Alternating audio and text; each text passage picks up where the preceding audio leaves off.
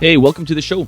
Thanks for listening. My name is Eric Music, and if you like the show or it has helped your business in any way, I invite you to please consider supporting the show by visiting the subscription boxshow.locals.com. There you're going to get exclusive content, exclusive videos, all kinds of fun stuff we do there with our community that is found nowhere else. And you can join for free, or you can consider supporting the show for as low as $5 a month. Thanks for checking it out. Thanks for listening, and enjoy the show. Hey, I'm sorry for last meeting. It was really bad. I was in Florida and the construction was awful. Like I couldn't even stay in the house. Like it was, they're doing a lot of renovation and it's been a problem, so that's why I didn't want to ruin your pot. Like for a call, with some people here and there, it's okay, but for a podcast where you would only hear drilling.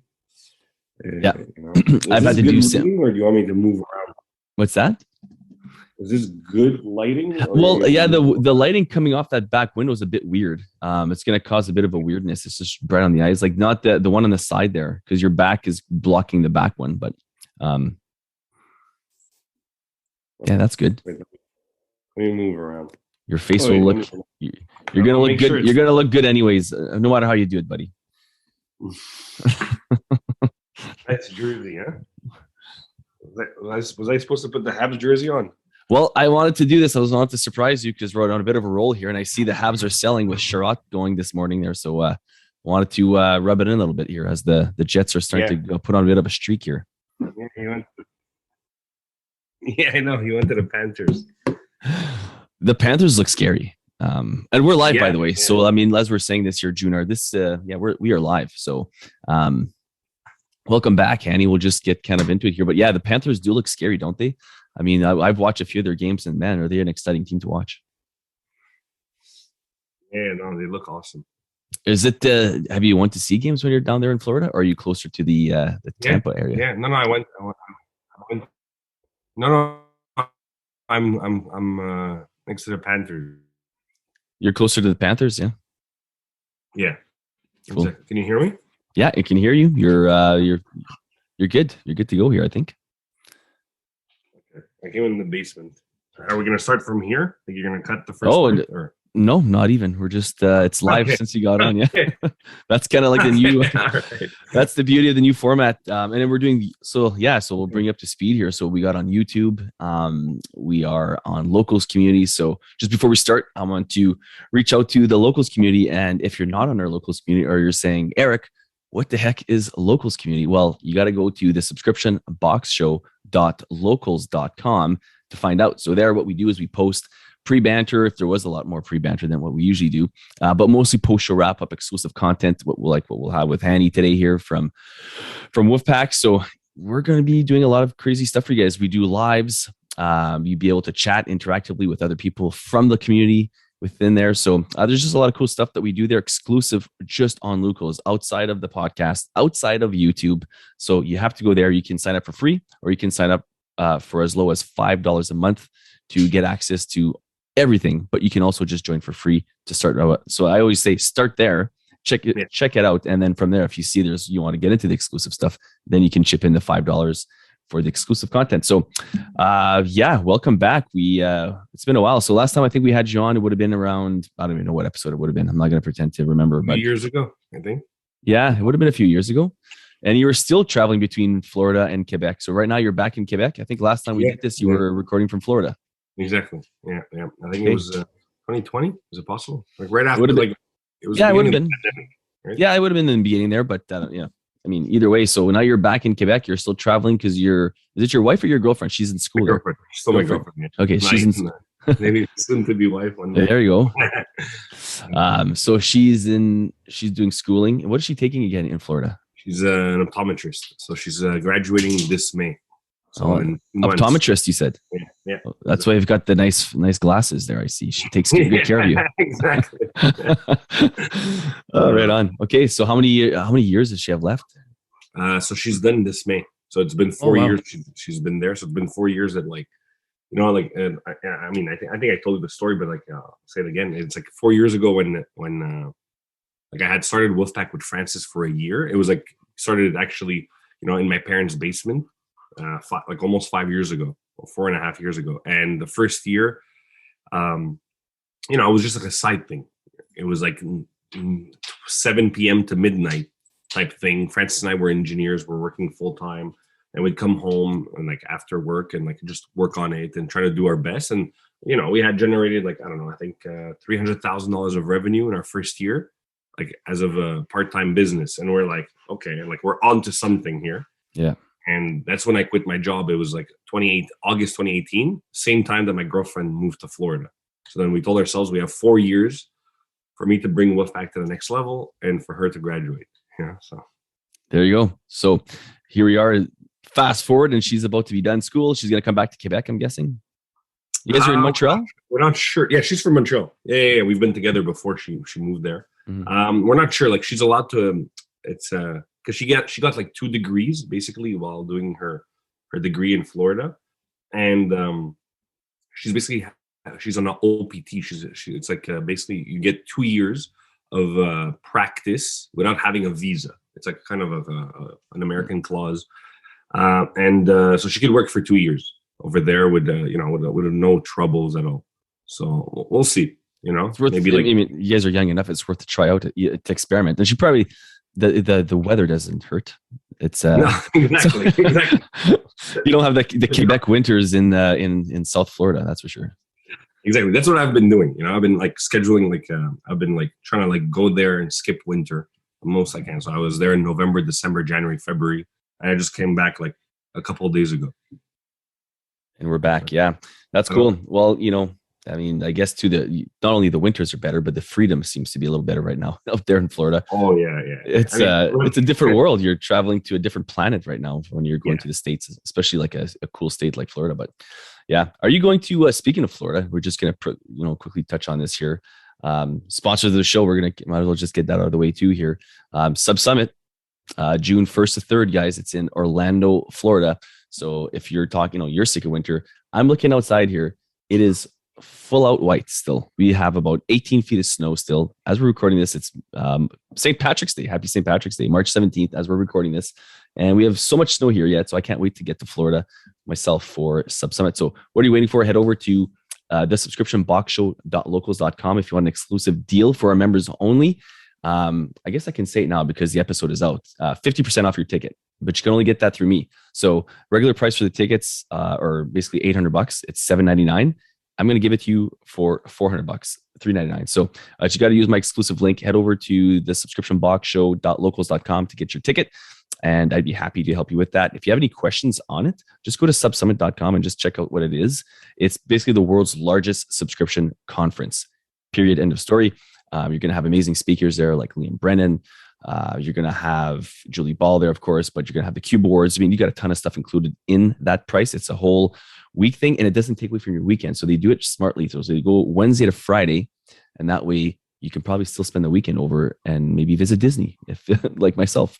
So if you have any questions, you can also email me, eric@thesubscriptionboxshow.com. I'd be happy to tell you more about it. I've personally only attended virtually so far, so I'm excited to be there in person finally. And I'm excited to have you guys with me. I'm going to be doing a live show there too, by the way. And I don't know if you knew that. So, and we still haven't put together our official panel we're going to be doing interviewing, but we're doing a live show from Sub Summit this year, which will be cool. I'm really excited for that. We're going to have some real cameras instead of these like laptop cameras. So yeah, it'll be fun. So yeah, check over. Thanks to the show sponsors, which is Subta, and of course the founders of Sub Summit. So head over there and let's go there together. It'll be a ton of fun. So you're back in Quebec. I'm sorry if I'm look at my dog is right here. Oh, right on. What's the dog's name? Benson. Benson. What a nice looking dog. I'm actually at the point where we have 2 cats and a turtle. Really? Yeah. And I so want a dog right now. I'm just at the stage in my life. We have 5 kids. They're all under 10 years old. We would love to have a dog at this point. So I'm just trying to convince my wife, because we like to go camping in the summer though. And what happens is, it's tough with the 5 kids and a dog now. You got to, it's another kid, right? So yeah. No, I don't know how we're going to manage a dog, but I would love a dog. But I think right now I don't know. I probably some kind of rescue. I want something that's a couple of years old, probably, that's not a runner. So we've had a dog in the past, and it used to run all the time, and it was a pain in the butt. So now we had to walk it all the time. And we live on a couple of acres here. So we Yeah. just want to open the door, let him go do his business, Yeah. come back in, right? Bark when you're ready to come back in. So we would probably find some kind of like, I don't know, rescue dog. And not that I'm saying that to like virtue signal or anything. We used to have a bull terrier because I'm a hockey fan. So I bought a bull terrier. Guess why? Because Don Cherry, I'm a huge Don Cherry fan, and he had a bull terrier. Yeah. So we actually named the dog after Don Cherry. So we named it Grapes. So Don Cherry's nickname, of course, is Grapes. So my dog's name was Grapes. But he would run away if I opened the door. So we had to like walk him everywhere. And now he's gone to a better place. He's older, but we would get probably like a 2-year-old dog. I don't care where it's from, what kind of breed, as long as it doesn't shed. So it's hyper. What do you call it? Yeah, hyperallergenic. Yeah, because that would be one barrier for my wife is the hair. And then, so hypoallergenic, whatever. And then a couple of years old, knowing that it's not a runner. Those are the only two things. And other than that, don't really care. But good boy. My dog sheds a lot. He's a golden retriever, so he sheds a lot. But I know, and all the dog breeds I like are like short-haired dogs, which are horrible for Winnipeg winters. Like out here, it's like they don't last very long outside. Like they'll go and they just do their job as quickly as possible and run back inside. But their hair is impossible to get out of like furniture and stuff. It's just like I still have some of Grapes' hair in some of my soles of my shoes. Oh yeah, man, it's crazy because that little white hair just sticks like Velcro to everything. But everything. Anyways, speaking of dogs, how's the business going? Let's get right into it then. So you're back in Quebec. I see you still warehouse everything from there. Yeah, everything is. We have a warehouse here. It's still like third-party fulfillment. It's going really well. So no, the business has I think any e-commerce business has skyrocketed in the last 2 years. You know, with everything happening with the pandemic and restrictions, especially in Canada.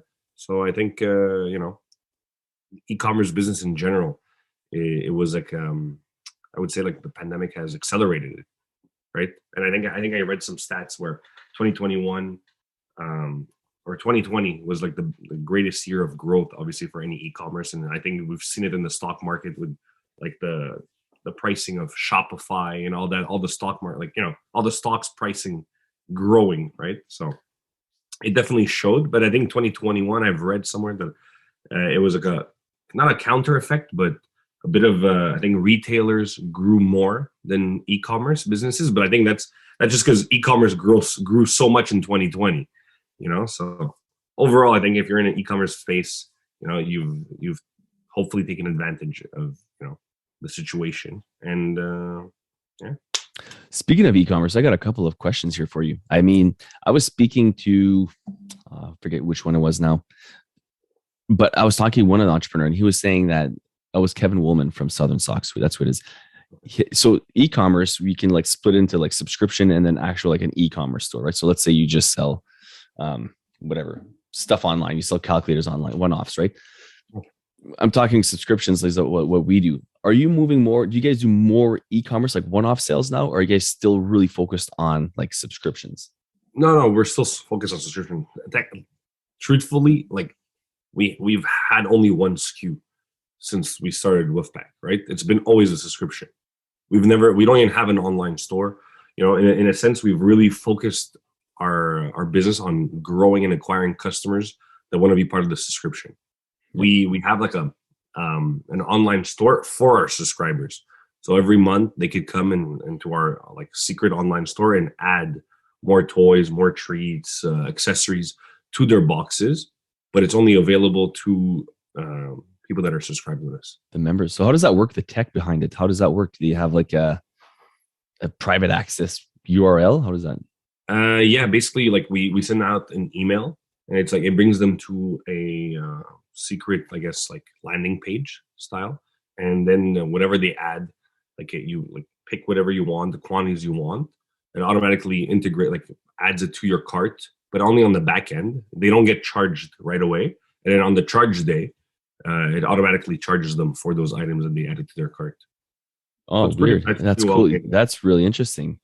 So what do you have a Shopify store? Yeah, we have a Shopify store. We work with Recharge because we're monthly reoccurring, right? Like we don't charge everybody upfront for the whole subscription. So on the 10th of each month, we charge our clients, and on the 15th of each month, we ship the boxes. So on the 10th, like we do the upselling of our online store between the 1st and the The 10th. 10th, yeah. Yeah, people add it on the 10th, they get charged. On the 15th, we ship our boxes, and by the 20th, our customers receive it. The And boxes. yeah, Are you still mostly shipping Canada, or have you yeah, dabbled yeah. into the States now? No, we've been primarily focused, like I said, like Still, yeah. in the past. Yeah, still in Canada. It's a big market. People like, I feel like, forget how big Canada is in a sense, and there's less competition too. So Canada is for us was our key way to grow, and yeah, so we focus primarily on Canada and the subscription service. But I mean, we're as a company, we're evolving and we're trying. We've started, like I think I told you on the show, that we're looking to create our own toys.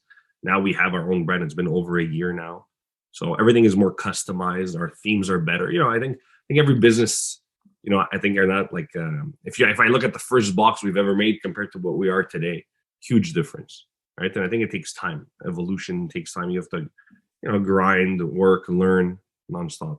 What do you mean by the biggest difference between your first box? So, like, bring us Like, back in time here. What do you mean? Like it's just improved the quality, the items, the experience. Like, bring us yeah, back from before everything. to now. What did it look like in the past there? Yeah. So I mean, if I would send our first box ever Yeah. to our clients next month, I think people would freak out. You know, like it was such a as a first box. I remember when we first started, people were like, "Oh, this is a great first box," because people, they understand that you're new in business, and they compare you to other people in the industry, and they don't have high expectations. But after 4 or 5 years of experience, your standards grow, right? You become better and better, and people have, I would say, less tolerance maybe to mistakes or to quality issues. And as a company, you learn so much what your clients want, right? So like, let's say at the beginning you start with 100 clients. It's a key way to, and you don't want to grow too fast either, right? So it was a key way to understand what they want by talking to them. And then today, fast forward now, like we have like over like probably 30,000 clients on a monthly basis. So like you look at that and you're like, okay, like you can't just start at 30,000 and know what to do, right? You would lose them all. And if we'd send our box, the quality standards, just everything, like from the first box, the way we packed it, the way we marketed it, just the overall concept was just like, it's way better now today. So it's a team like a team for that kind of a size of a business now. And I love that if you're in Canada listening, like we still focus mostly on Canada. And actually a lot of the stuff we do now with our business was takeaways from our conversation that, yeah, why am I always looking to the States? So we do ship still to the States and we're always going to service that market. But we have a high, or our stuff is catered to a Canadian audience. Yeah. Like from the fact that even says like our whole differentiator is, we help support Canadian businesses, like because we buy from local makers and stuff. So I think that's a huge thing that people forget sometimes, how big of a market. Yeah, it's not 350 million people like down south, but you still have 37-ish million people here, and that's a lot of people. Like that's a lot. People forget like one city of like 1 million people make a living on. People make a living in cities of 20,000 people. Exactly. So I mean, there's a lot of people there within that niche that you can surely serve. So I mean, if you're Canadian, think of that. If you're in the UK, we have listeners in the UK. Think of that for yourselves there too. Similar to Canada, right? If you're in Ireland or if you're in England or if you're in France, like these countries are bigger than Canada. I get it, but you're still dealing with like 50 to 80 million people rather than these monster, places like the States. So, and if you're an American, I mean, count your blessings. You have, you pick a state, you can start narrowing in on states instead of certain things. I know like a lot of companies that do that, like Sushify, Kent from Sushify, he was on the show and I think he's from New York, but they service like mostly like the, what do you call it? Not the Midland, like, the St. Louis's, the Midwest. Yeah, because that's where a lot of, they don't get cool sushi stuff. Like in New York, they can just go down the street and get amazing sushi. You don't need to subscribe to a box, right? Same thing with like LA, the big markets, but some places in the Midwest are these. So they've kind of targeted similar states, right? Where their niche markets are. So exactly. That's why I tell people when they ask me for help or questions, like just if you think Florida as an example, I think Florida like, has 26 million, in the whole state of Florida. So, just Florida in its own is almost like probably 80% of Canada. Yeah. So that's like somebody who wants to focus on one state could like really take over, dominate, because it's easier also, think about it, like word of mouth, right? If you dominate, let's say Montreal, let's take my example, or you dominate Winnipeg, you know, it's word of mouth, it's faster. Like the whole city will learn who you are, the whole province will get to know you, and instead of like, because if you spend your marketing money all over the place, like bits and pieces are going to find you, and they're going to hear about you. But if you really focus on one market, it's going to like skyrocket. It's going to be a snowball effect, and that's what's worked for us. What's the team look like now? Is it you and Francis still? Yeah, it's still me and Francis. We have internally a social media partnership employee who helps us, to outreach and grow our our brand. But we mostly outsource everything. We have, I think, like we said last time, we have a fulfillment center. I think we have like almost 12 employees there, like working at the fulfillment center. But we have a great report with them. We have 12 customer service agents working for us. They work directly for us, except they don't live in Canada. So we outsource a lot of things. We have a designer and actually from Montreal too, but she's part-time. We have a designer. She helps us with the toy designs and the postcard designs. And we have a graphic designer from Europe, actually. So like our team is like, we have a UX, UI team also in Europe. So like we're very, like, I would say if you think about it globally, we have like 35 employees, Cool. But overall 3 people are on the payroll and the other 32 are outsourced. It's like contract work and stuff. Exactly. Yeah, it's amazing. The team's grown, that's for sure. So what's next? So I guess before what's next, like I want to talk about like outreach. So I mean, paid ads was a big thing we talked about last time. I think now people are trying to, like, since like we last talked, there's been like the iOS 14 updates and different things where it's like it's changed the way people do ads, right? Do you guys kind of like have started to look at other methods, whether it's TikTok, whether it's, I mean, last time we talked about, you had, some hockey players doing some unboxing. So we'll say influencers. There's other things out there too now. A lot of people using like bloggers and microbloggers and Facebook groups and all these different things, long-term SEO strategies. Where do you guys get most of your traction from? Yeah, so honestly, it's a great question because obviously everybody has been impacted by all the iOS changes. And I think overall it's just continuing to push on all the avenues, right? You can't stop Facebook. Facebook is a major driver for most companies.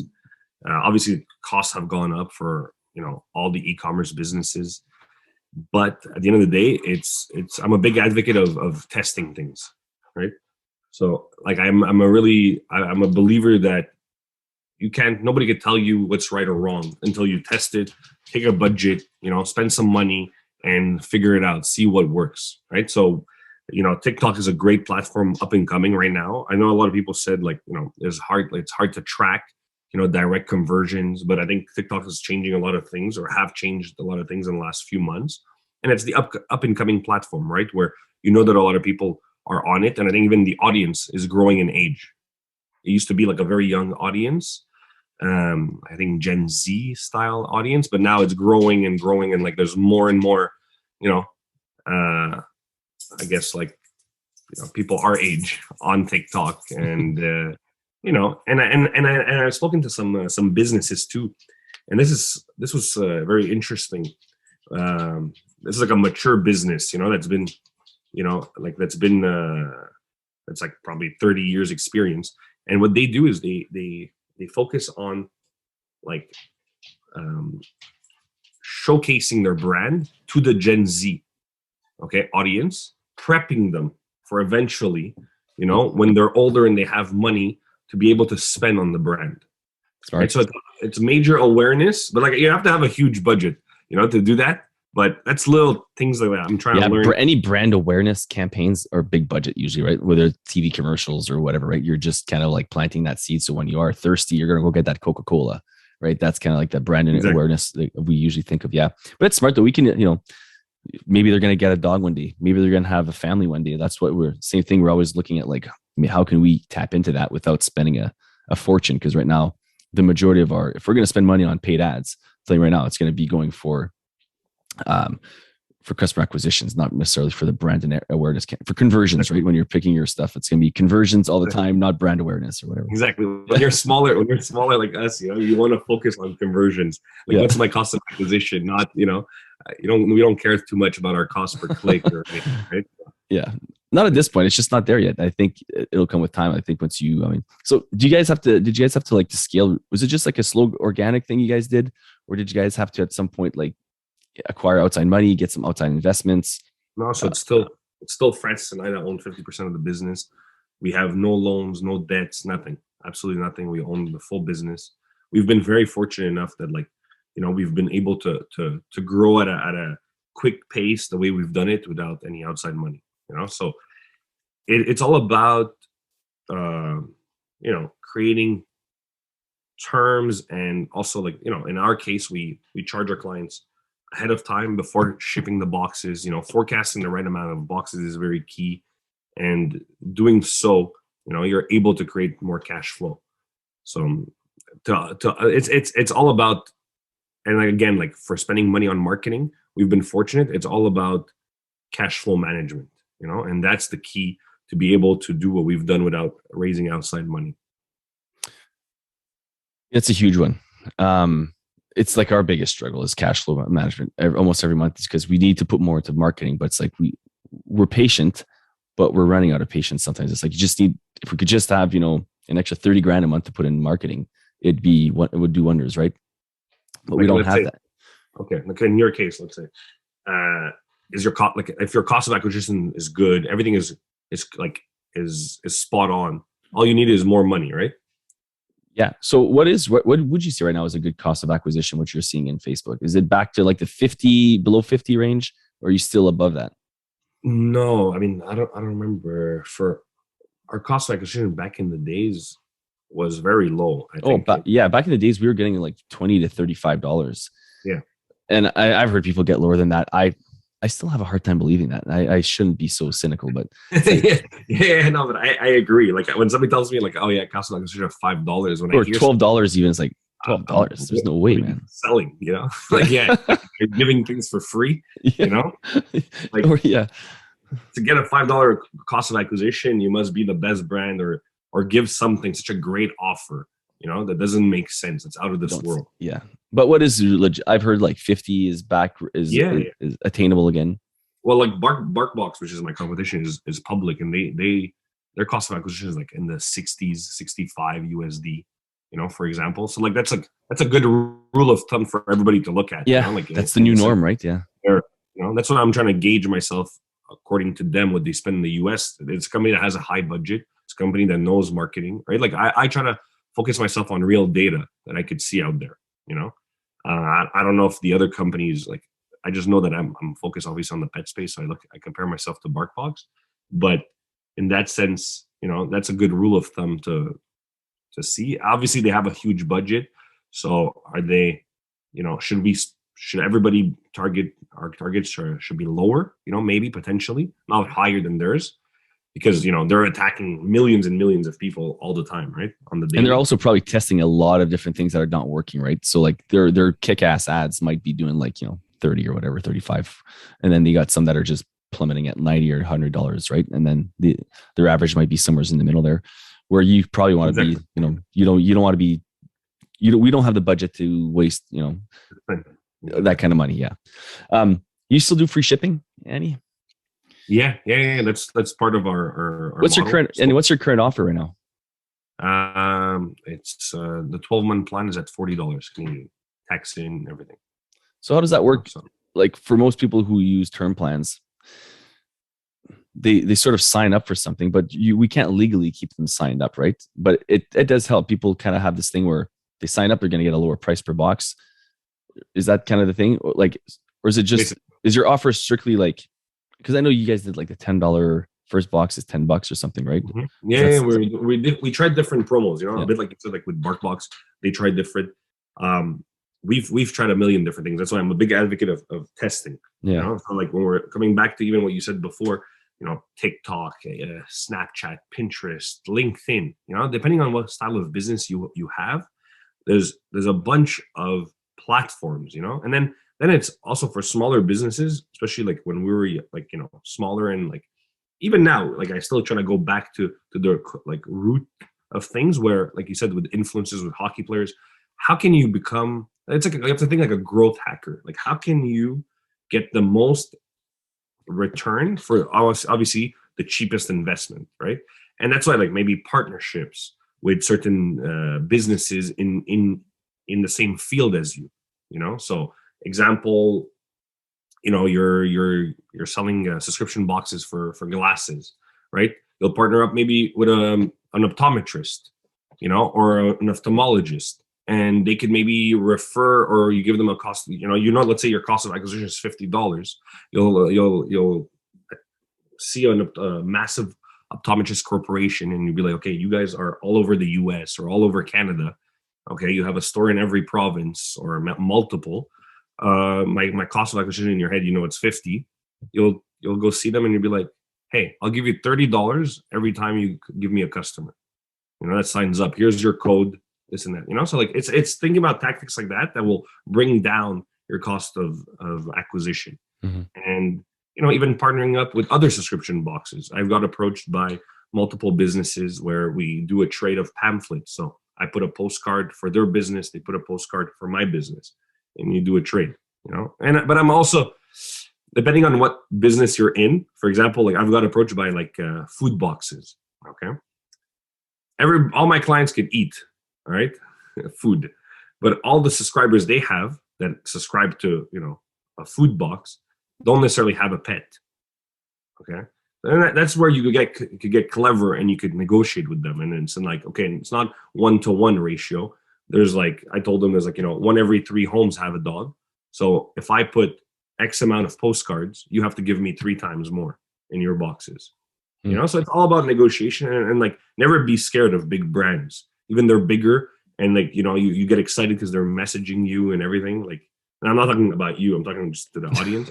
You know, like Definitely not me. you should, you know, stand your ground, right? And like negotiate and really believe in, you know, what you say, and try to figure it out. You have nothing to lose, you know. Yeah, if you have a strong value prop too, like I mean, they're going to ask you why should we, you know, why should we have your box with, you know, partner with us, whatever. You got to know why, what makes you different, what makes you special, what makes your box unique, and that's going to be your big separator.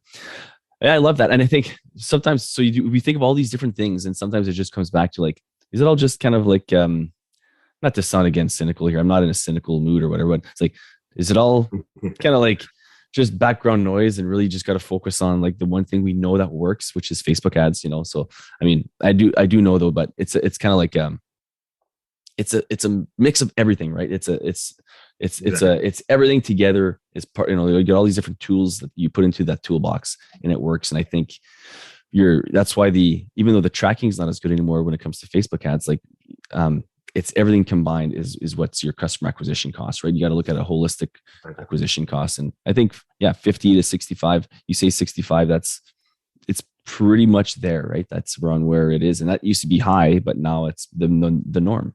It's the cost of doing business. So your lifetime value then has to surpass that. So what do you guys do to keep customers happy? Other than the products, you guys have awesome products, I'm sure. Is there anything else you guys are doing that's new? That's like, you know, current, that helps people, like the community aspect maybe of things, when it comes to the customer experience? Yeah, so we've tried to implement different tools. I think, you know, just so we could get the feedback from our clients at a lower level and a faster level. We used to, like, I feel like, wait for our customers to reach out. You know, at first, when we first started, we were really into the business in the sense of like we were on social talking to our clients, so we were learning a lot. And as the business grew, I feel like we lost touch with that.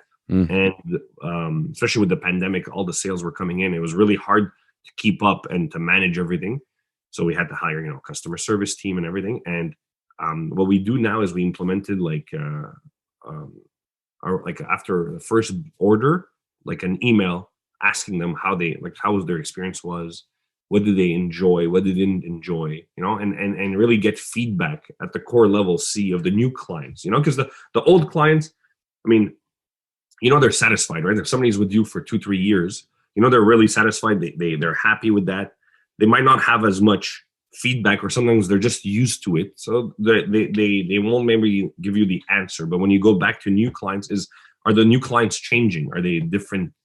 Do they have different expectations? So it's always good to get, obviously everybody's feedback, but now we're trying to focus on early stage feedback as well as later stage feedback. And I love to hear I love to see what people have to say, so I could be better, so Woofpack could be better. So that's what we're focusing on. Yeah, getting back in touch with the community, the client itself. I think what I'm seeing too is a lot of if you're listening out there, trying to figure out what's something you can add is a community aspect, right? I think people, since since we're more at home now, people want to feel part of this community. So whether it's a Facebook group, that's the most organic one you can think of, but there's other ways you can do it too, like starting just the exclusive things just for the members. I think people find are really cool. I'm trying to think of an example, but this locals community that we've created here is something exclusive for this community, right? Where they can kind of go and chat with other local members. And if you're a supporter of the show, you get even more exclusive content. So it adds to the average order value, right? So I think those are kind of things you could even look at for your own subscription box, having these types of communities where people can engage and further their experience with the brand, with the founders, with the people there, with whatever that niche is, whatever. If it's dogs, it's babies. If it's ski-doos, if it's whatever, hockey, soccer, sporting stuff. There's all these communities people want to be a part of. They want to be a part of something, and there's it's kind of how can you best do that at a good rate? And most of these things, it's just sweat equity. It doesn't even cost you anything. That's the beauty of it, is that it's not another product you have to go buy to put in the box. It's something. It could be a card you throw in there. Yeah, there's just so many things you can do now to add to that experience. Exactly. Because when they're looking at canceling that box, right? They'll be like, well, I really like that community. I don't want to cancel, because that's kind of like that's that perk that keeps me just as happy on top of this stuff. Is I really like being part of this. So that's something that I keep kind of trying to figure out how we can do better with our own box too. Is So do you guys not go after, but do you guys communicate and talk to dog? Because I know on Facebook, there's Facebook groups dog owners. I don't know what they're called, but let's see, dog owners Winnipeg or whatever. Dog owner. Do you guys kind of go through those and kind of plant seeds in there, or how does that work? Yeah, no. So we try to be involved in the community, even go see shelters and try to give back to shelters. You're saying that you want to get a puppy from a shelter, and it's just getting involved in the community. And I think with the pandemic, it's been harder to keep in touch, especially with physical locations and whatsoever. But I don't know, my dog is being very excited. But what I was saying is it's just keeping in mind that the more you're involved in the community in your space, the more people hear about you and the more people see it. It's again a snowball effect. And again, to your point, I think being part of a community, that's why on Instagram, we have a big community on Instagram and on Facebook, and we try to engage with them as much as we can. We try to answer every comment. We try to get people's feedback. We repost everybody's stories, or not everybody, but as much as we can. We want people to be featured, to feel special. People love when their dog is featured on our page. So that brings another, incentive. And I would say, the online store where we've created the online shop, it makes them feel VIP, which is the truth. It is VIP because nobody else can get access to these items. Yeah. But it's a special bond, and then you're like, okay, I like that, and people, when we've been going through a few shipping delays as of late, and I'm sure the whole world has. I'm waiting for my car for over 8 months now. I haven't had a car in a year. So I'm waiting for my car. It's been delayed. So at the end of the day, you just got to be patient. And most of our clients are patient. Some of them, I think Amazon has taught people to be impatient. You know what I mean? Amazon's okay, next day delivery, boom, and then we all have expectations to be on Amazon's level. And but coming back to that, it's for example, we've tried to mitigate a few things, and like we've even pushed charge date this month just because, last month there was a few delays. We didn't want to charge our clients right away. So it's not always about making money, it's also about making it right. Mhm. And it's always like trying to communicate that with our with our clients, and really like be open with your community, and that I think creates a better bond. And you're not just a business, you're there for them. So Yeah. Yeah, that that's a makes good point. I think they need to know it's not just, and you have that ability, especially if you're a smaller business and you're listening to this and you're just getting started, or you're like a mid-sized company. Excuse me. That's a great point. I mean, you can have something special there and just have like that personal touch a lot of the time, right? Whereas big companies, that's where they might start. They don't feel it's like it's a little cold. These have great customer service and all that, but it's a little colder, right? When you're not talking to the founders, and you might have even experienced that now because you said 13 customer reps outside of the country. That must be tough to deal with sometimes, and I'm sure sometimes you still got to get in there and touch base. But maybe talk about that. Is that something that was hard to let go of? Like, it's not Annie and Francis answering emails anymore, and you gotta put that in the hands of someone in a different time zone, essentially. Yeah, basically, it wasn't easy. It was never easy to let go of anything. We used to pack our boxes at first, that wasn't easy, but everything is, when you grow, you have to let go of things. If you want to continue growing and you want to, go to the next level, you need to have people working for you. You need to let go of things. You need to work on, more important and part of the business, So the fulfillment was the first one. Then the customer service was the second one. At one point during the pandemic, I remember we were getting so many messages. Like when the pandemic started first, like in March, April of 2020, we were getting so many Facebook messages, Instagram DMs, emails. It was like relentless, Insane. Yeah. It didn't make sense. And that's when we started hiring a few customer service, and we were lucky because we were doing so well, and a lot of businesses let go of employees. So when we found like our top 4 customer service client, like workers right away at the beginning when they got let go, so they had huge experience. That we got lucky basically, and we took advantage of that opportunity to have them. And it's been a work in progress, I would say, with them.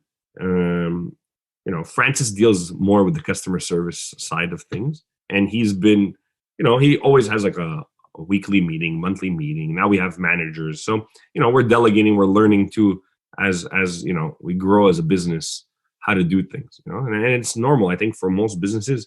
Like, we don't have a crystal ball, we never had anything, but what I could say is that you got to trust in yourself. Oftentimes we think like, oh, that person is knows better than me. Like, you got to trust yourself, you got to trust your instinct. You got where you are because of your hard work and your instinct, and I think you're capable of doing anything. That's what I think. Yeah, and you said lucky a few times, but what's the old saying there? Lucky is when opportunity and preparedness meet, or something like that. Isn't that when you create a bit your own luck, Yeah, you do. Yeah, for sure. Like, you could look at sports analogies, right? Like, you look at the greatest hockey players that I enjoy watching. It's like, oh yeah, they're lucky, they had these opportunities, blah blah blah blah. That's not the case yet. Some of it is luck, but some of it, they're whether they're themselves working hard, their parents helping them, put them in the positions to succeed, themselves seeking out mentorships. They put themselves into a position to get lucky at some point. So I'm just gonna grab my coffee. I was trying to wave down my wife there to bring my coffee. I'm gonna just. What are you wearing? Not somebody I like anymore. I'm a big Connor fan, but I had got this a few years ago, but I got a Shifley. But I'm more a Kyle Connor fan now. Shifley, I find he's too soft, Annie. He's too soft. I'll be right back. After that hit. So much for that coffee. I had hit the timer button. Oh yeah. Not the power on button. So I just hit the power on button now. So now it's gonna start brewing, and hope. I told her, like, can you bring it please in 5 minutes? Yeah. So I'm wearing a Shifley jersey, but yeah. I'm not a huge Shifley guy anymore. I like the second line better. I like the Dubois, PLD, Connor, and Ehlers line. They're devastating right now. They're just destroying everyone. It's awesome. I have Connor in my fantasy. He's gold for fantasy, isn't he? My God, he's been killing it. So many goals, so many points. I think he's going to become my keeper for next year. I have 3 keepers. Well, and I'm going to keep him. You have to. He's always underrated. Like even in the fantasies, I think he's a 3. If you want a sports net fantasy, he's a 3.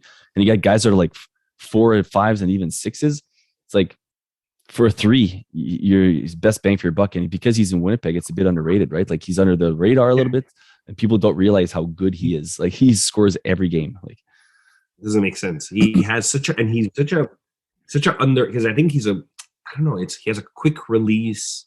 You know, he's really underrated. People like don't. He's not flashy. You know, he doesn't wind up for the crazy one timers. He just snipes it in. You know, I just love him. And right now he's tied for 9th in points in the NHL. Yeah, like, nobody, and goals. You know I think he's like 4th in goals or something. Yeah. Look, he's like, just for perspective, he's 5 points behind Matthews. You know, who's 5th in points. He's like 11 points behind Draisaitl, who's 3rd. You know. Just to give perspective, I'm looking now on my phone. I don't know. You want more perspective? The Jets, he's a second line player too, apparently, because the Jets have the quote unquote first line, which is Stastny, Scheifele, and Wheeler, which everyone knows it's their second line, but for their ego, they got to start them on the first line. But the first line minutes go to the PLD line. Those guys are kicking butt, and PLD's got he's a great trade. Yeah, although I'm a huge Liney fan. I mean, I still am. But it worked out good for Winnipeg because PLD last year was a bust, and then this year he just became a monster. It takes time, you know. It takes time, I think, to develop chemistry. And he came He came in the middle of the season last year. Where's Liney? Yeah, no, Liney started slow too this year. Now he's on fire, but he's scoring a lot, you know. But the thing is, you have so many. You had Connor, you had Wheeler, you had Ehlers. Yeah. It's tough to have. Scheifele can score too. Like, you know, Scheifele, you know, and you needed more of a center. You needed Stastny wasn't a good line. Like, I mean, he's a 3rd, 4th liner in a way, you know. And I don't think he's a number 2 center. No, that's right. So he plays on the wing right now on the again quote unquote first line, but he's a smart player. He works well there. Anyways, team's looking good right now. They're on a bit of a run, so hopefully they go deep. You're just a PLD. I was just gonna say, just to wrap up the subscription box hockey show here is PLD must be proud, eh? The nice Quebec native of. No, he's doing. I actually sent them boxes. Did you? Yeah, he's a dog. He has a dog. You know who else is a huge dog guy? Tell me. Scheifele. I tried. I think we tried messaging him. He never answered. I think because after his hit on Evans last year, he muted his Instagram. Nobody could message him. Yeah, he was getting death threats from Quebecers, by the way. Yeah, he was and not just for him and his family. So if you're listening to this, you're like, what are you guys talking about? It's like, well, in Canada, hockey is a kind of a big deal. So when someone hurts a player on a team during the playoffs, that whole province sends not only death threats to the player but to their family members. Yeah, it's dark. Our hockey passion goes too far sometimes. But let's switch back over to subscription boxes. I actually, to kind of segue, I took your advice last time, and I reached out to some hockey players I knew were having kids, and I ended up having she just finished her subscription because of just the age of her child. But Dylan DeMello, his wife Jessica, they became members. We reached out to them, gave some stuff. She ended up loving the boxes and subscribed for a 1-year membership. So she finished that up. So that was cool. Yeah. So we're going to try to do more of that stuff when it comes to organic growth, and we're going to keep sending boxes. We're actually doing a lot of stuff with the States now. I don't know. They've got these things where they've got these micro bloggers that will go into Facebook groups and organically, because they can't go into a Facebook group. For example, if I'm a micro blogger for dogs, I can't go into a Winnipeg dog group, whatever, and start just being, hey guys, sign up for Woofpack. But they kind of poke their noses in there and kind of are in the groups. And if there's an opportunity that arises, they'll talk about organically about the box, without, and you can't put links or nothing. So they'll just say something like, oh man, someone says something about, there was no more dog food at the store, hey, I just ordered, it's funny you should say that because I subscribe to this box that's from Canada here, and it's awesome. They got, they're a Canadian company, and this is a picture of the stuff I got, and then they'll post a picture, whatever, and you see the comments. And so I was on a meeting with this company that does this kind of stuff yesterday. That's why it's fresh in my mind. It was really interesting. So I think we're going to try it out, and it's fairly inexpensive. Yeah. But we'll give you. I know exactly what you're talking about. But what if you reach out to groups and you just do giveaways? You can do that too. I mean, it's just how much bandwidth you have, right? If you're burning it at both ends. That's just another thing you got to do. And sometimes or the return is not great. I find like I don't know. It depends if you're going for subscribers or emails to retarget. Like how do you do them? Because what I was saying, like one of my the easy funnel is like acquisitions. Go to like I don't know, like a mom blog, a mom group, like let's say like moms that help each other on Facebook. Yeah, and you tell them, hey, like I own the subscription box for dogs, for babies, for kids. Would you want to do a giveaway with us? And you do a giveaway, like let's say there's 10,000 members, and you do a giveaway, you give, but you give one box at the end of the day. But the thing is, now there's 10,000 people that know you, or maybe not everybody's active, but that hear about you, right? So it's like a great, and what's the cost of a box at the end of the day? Yeah, you can't get better, return on your investment than that. So that's how you get your name out there. That's why I was saying, like, giveaways like that, like little strategies. It's all about like being clever and finding new ways to like enter the markets, and at the end of the day, you could say like, okay, where do these mothers shop, or what do they do? Who's this ideal client of mine? Okay, like let's say DeMello's wife. Okay, so I don't know what she does for work, or does she stay at home? Is she a blogger? Well, she's a stay at home now because they had a baby there, but yeah. Yeah, exactly. So most women will stay at home with their kid, right? When they give birth, they're home for 9 months, right? So now you're like, okay, what do they do? What do they like? And then you could like try to figure out and scope who they are as a person. And did you get your coffee, by the way? Not yet. I'm just writing something else. I wish I had it. Where's my coffee? And then you make this persona and you try to like be in those places. It's like let's say you're a business in like let's say you're Coca-Cola, or you're a big brand that everybody could use. It's obviously simpler when you're not like a brand like mine and yours, but when you sell to everybody, when you're Coke and you say, okay, you know what, everybody's gaming today in this day and age, online streams, whatever. Okay, we're gonna go in that community. Skate, like people in a skateboard community. Okay, let's go there. Snowboard. I don't know. Example. For us, it's more niche. Not everybody has a dog. Not everybody has a baby, right? So then you're like, okay, you're obviously trimming it down, but you got to find what do these people do at the core, who they are. Yeah, I see what you're saying. Yeah, you got to go beyond just like the obvious paths. Like you got to go a little bit beyond. Like where else do these people hang out? Oh, they hang out at the park. Huh. Let's maybe join some park groups or whatever. Like just as an example, right? Like yeah, but the Red Bull girls, that they run around and they bring you Red Bulls in that cart. Yeah, like you could create a kind of a sales team, that goes to park to see moms with their babies, or that's cool. Dogs, dog parks. You give something. Obviously it's not going to be like Red Bull girls. It's going to be like it could be us. It could be you could find probably a consultant, third party sales team and things like that. That I think that and I think people are eager to go outside now. Like after winter, after the pandemic, COVID is kind of quote unquote done over. Like people are eager to just go back to real life. So yeah, big time. Yeah, those are great. I think like basically since we launched our box, we've been in the quote unquote pandemic, so we haven't been able to do trade shows and all these things that we like. I love in-person stuff. Yeah. People that are listening will be like, yeah, you say that all the time, Eric, but it's true. Like, it's just, I haven't been able to be part of it. So like, I can't wait to start shaking hands and, giving stuff away and going to trade shows and just having a brand awareness. Like it's the poor man's brand awareness. Like what you're saying, even with the giveaway in a Facebook group of 10,000, what better way? How else are you going to get, in front of that many people?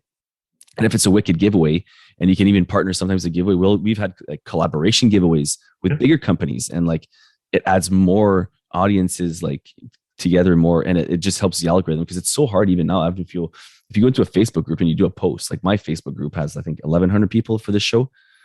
You do a post and it's like 30 people see it. It's crazy. Like, so you got to either boost your posts within your own group. It doesn't even make any sense. So like, I don't even know. Like, so they want you to do reels, videos. There's certain things that help, but even then, I can't remember the last time I saw, 3 figures viewing a post, which is like.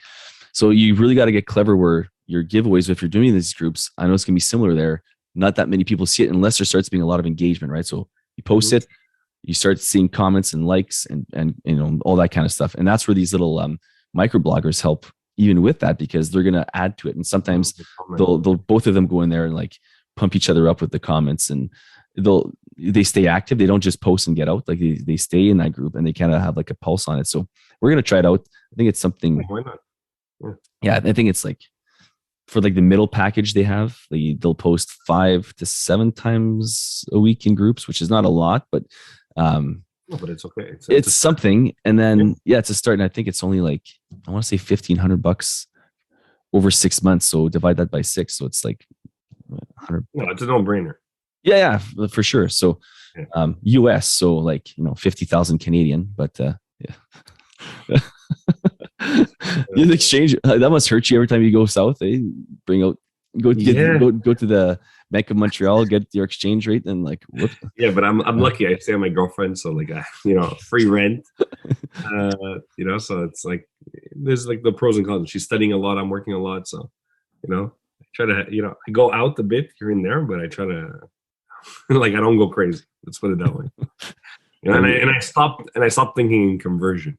I stopped. I used to be like 1.3 times 1.3, and then I'm like, okay, no, this is just the price. And it just sucks that I have Canadian dollars and this is American. That's what it is, because at the end of the day, it's like, it's the same pricing. It's just like, people make here USD. So you can't say, oh, okay, times 1.3, this is a lot, Yeah. It is what it is. Typically things are less expensive in the States though. Yeah. Not typically, everything is actually. So like alcohol, dirt cheap compared to Canada. Yeah. And like if you're an American, like your buying power is more expensive. So you might be like, it's $15 to ship to Canada. Well, that might only be like $8 to you. Like, so don't let these things detract you. Like for us to go to States, it's actually like we're trying to figure out a way to market to our Americans, moms that like, okay, our box is, $49.99, free shipping, blah, blah, blah. But that might only be like, I don't know what the exchange is on that. Like that'll be like $40 for you, maybe. Like it'll be about it's like $39. Yeah. So like you get an automatic like almost 20 to 25% off just for being in a different country. So it's true. 100%. Oh, my coffee is my coffee is finally here. That's amazing. I don't get that service. Yeah, well, it's my. I don't have to go up and get the coffee. Well, I would have. I had to get up. Thank you. That's my wife Christine and bringing me coffee there, and she's trying to keep the kids quiet during the interview time. So that's amazing. Okay, so what else are we doing here for 2022 for Woofpack and just for growth? You guys have anything outside the box you guys are kind of doing, or is it just same old? Just keep slowly putting more into paid advertising? I heard this, I think at the beginning, but what we're doing for 2022, we were talking about that before. I think we're focusing more on, continuing growing Woofpack as a brand. It's a snowball effect. So it's been hard work for 4.5 years. People are a lot of, big companies are taking interest in us too. And a lot of people, because now we're unique, we create our own toys, right? So our themes are much better. So that's what I was saying, like when I was talking about the old box versus the new box today, like everything makes more sense, right? Because we have such more control over it. Like we did a hockey box, we had a hockey skate, a Team Canada jersey, we were never able to do that before. We had the first box we did was like a barbecue box, and there was like a hamburger and an ice cream, like it's not even that barbecue-ish of a toy. But like you had to do it, like you have the SKUs from your manufacturers, and that's what it is. So we were able to, the hockey stick was the third toy. The treats were beef pucks. You know what I mean? You get creative. You know what I mean? Like obviously, it's beef chews, like beef treats, but you looks like a hockey puck. Exactly. You become more fun in the brand. So because of that, we've gained a lot of traction. And now I think with the problems with the supply chain that's happening in the world, like I was telling you, people have to be a bit patient on that, and just we need to find solutions. Again, I think that's a cash flow problem for companies. But a lot of big brands are seeing us, and they realize that, like, hey, Woofpack is like a fun company, right? Fun and entertaining. The toys change all the time, and now we wanted to, like, we've been approached by a lot of B2B businesses. A lot of businesses want to have our toys, you know. So I think supply chain is one thing that made them reach out to us, because not every business, not every brand is able to always get new things all the time and have the supply. We're a time critical business. We need the supply. We need to ship it every month, right? So we have to get it no matter what. So we get our items, but at the same time, we have this fun branding about us and innovative and different every month that, like, businesses like pet stores would want to have our toys in it. So that's like an avenue that we're focusing on too. Now that we're, you know, and then it helps. It helps both ways. I think going to B2B, it creates marketing, right? People that, like, don't shop online, that shop in stores, especially now with everything reopening. It's something that I was going to tell you, you know, like, maybe looking into opportunities like that, even if it's a small local store in Winnipeg, you know, maybe you get to, you know, maybe you don't have to sell your box, but you could sell some items or come up with a deal with them. And, you know, maybe even the box could be sold. If your box, I don't remember how your box looks like. Ours is like, you know, brown, you know, shipping box. So it's not very appealing in a store. Yeah, 1 second. Yeah, this is our box. So we might have to change it. So we want to keep it nice and like, we're very earth friendly stuff. Beautiful. Right. So yeah, it's very simple. But I think if we were thinking, but to your point, we're thinking of going retail as well more and more. I did an exclusive live on locals for the community there on, like, when I was walking through Walmart and I saw Dollar Shave Club there. So I don't know if you knew they were in these big, so they're in, you know, they're in Walmart States for a while, but in Walmart Canada now. And I was like, why not, you know, why not go into retail as well? Like, I think for, like, gifting such a huge part of subscriptions, like, think of your niche, whoever, you know, Mr. or Mrs. listener, like, you're going to have, you know, gifters that will see your stuff in retails and they still prefer to go retail. Like, for us, we're thinking grandmas are going to love this, right? And having some kind of thing where grandma, you know, the mother-in-law, the mom, they're going to want to do something. They find out, you know, little Julie's is expecting, you know, her baby. Well, what a great way to gift it, by going to, you know, when they see this at Babies R Us or at whatever the store is, you know. Oh, so, 100%. Yeah. And you could work, you know, another solution, like, I've thought about this a million times, is maybe to put a sleeve, you know, instead of changing your box fully and spending a lot of money on making the box colorful. Oh, a sleeve. Yeah. Just put a sleeve on top of it, you know, so the box stays the same. And then you just work on printing sleeves, and it's like a 4-sided sleeve, right? You just slip it on. Yeah. And love that. like, you know, so you could still ship with the same box and have so that's one alternative that I thought about. But, like, we're because you don't have your own brand, right, of items yet. We do now. Yeah. Oh, you do inside the box? Oh, yeah. Okay. Amazing. So even that, so you don't need to just sell the box. So you could try the box, but I feel like it's not as appealing to sell a box in a store, you know. But I think if you sell your items to the store now, that's where it's even better for you as a business, and you get brand awareness, right? People that go in the store, they're like, hey, you know, wow, okay, I never seen this brand before. And then, like, they start searching it. They start searching. They see, oh, they have a subscription. Okay, let me subscribe. Let me try it. You know, especially that, like, let's say for us, a toy would retail at like $15, $16, $17, right? So we can retail way higher. Yeah. Yeah. So you see that the 2 toys will cost you $30 to $34. So you're like, okay, so a toy is 15 to 17, so whatever, 2 toys will be $32, and then I have the subscription for 12 months at $40. Ship it to me, you know, with 2 toys, with 2 treats and a bone, you know, like, you're like, whoa, like, I'm getting bang for my buck, right? So it's a two-way, you know, like, and at the same time, so, like, you're reaching new audiences. It creates marketing for you, and I think it's a snowball effect. Now that you're able to create your own quantity, you're like, you know, you're manufacturing your own toys, and it also helps you on order volume. Now, if you get stores to buy from you, right? If you get, like, even if it's like, call it 5,000 units every month, right? That's 5,000 more units that you're ordering each month now for your manufacturer, and it gives you buying power too. right? So there's a lot of gains to get from that, So That's a good point. Yeah. And a lot of people say, I know there's a lot of people who are going to say like, oh, but it's counterintuitive, it goes against what you're doing. But if you look at it, I think the hardest part of business is to create a B2C is harder than a B2B, in my opinion, at first. Because a B2C, you're starting from scratch. You have no audience. You have no platform. Nobody knows who you are. You're struggling really, at the beginning to acquire clients. But there's nothing more valuable than, your client's information at the end. And that's, as a B2C, you acquire all that. B2B, you use those companies. Let's say you sell in Walmart. You're using their customers. You don't get access to their customers, but the customers buy your items. So it's easy to get scale. And it's much easier, I feel, for a B2C, after you succeeded in B2C, to go into B2B, because now you could go see the businesses and be like, hey, we've sold X amount of items this year or last year. We're a business, we're a brand, people love us. And retailers they're focusing more and more on brands. They want brands in their stores. They want big brands. They want people that have, they're unique, that are different.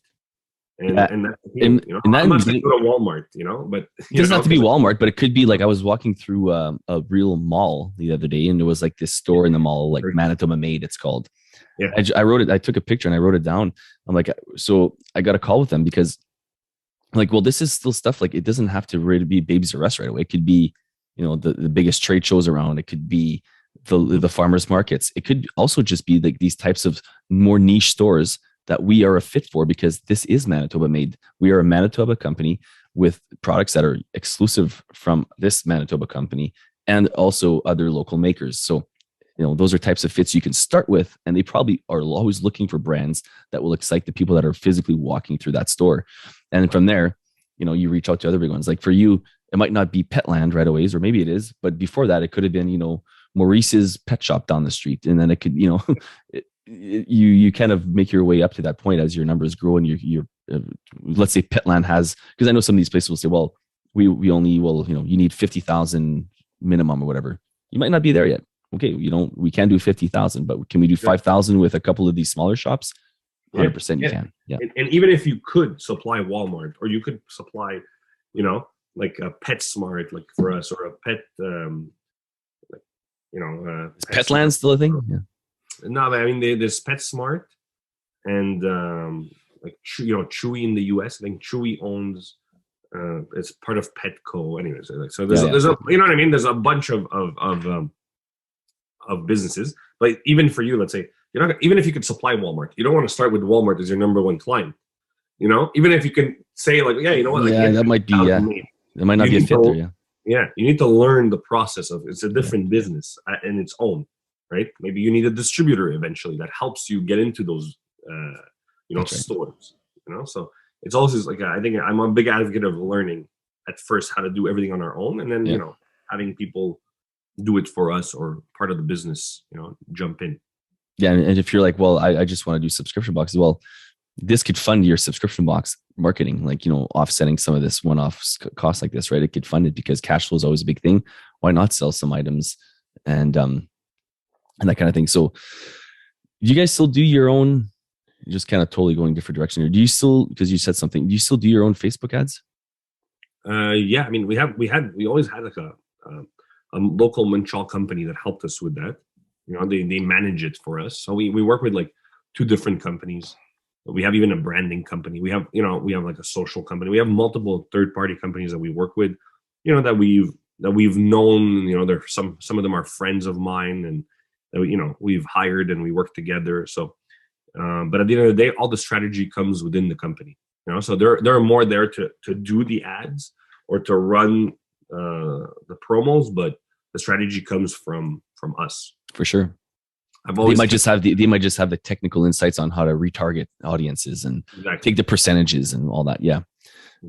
Last time, I believe it was with you, Annie, that you didn't want to mention the name of your marketers because either they're not a marketing company, they're like more of a friend, or is that still the case, or is it something where they have a brand where they'd like to have their name out there now, or? No, but it's just, it's still the case. I would just say, Okay. Yeah. Okay. No, that's good. No, it's just sometimes it's like, I want to totally shout out my advertiser, or my marketer. It's, so-and-so agency. Yeah, go check them out. They love the business. And other times it's like, No, this is more like an inside job or whatever. We do it internally or whatever. So that's the case. That's the case. So I want to talk about overseas stuff, but we're going to do that in the post-show wrap-up that's exclusive for the locals community because ordering overseas, which is I'm assuming what you do for your toys and what we do for our exclusive items, has its challenges. So we're going to talk about, yes, I am talking about the Alibabas and those kind of different things that you're going to be wanting to order from at some point if you want exclusive items at the best price. So do you want to talk about that in the post-show wrap-up?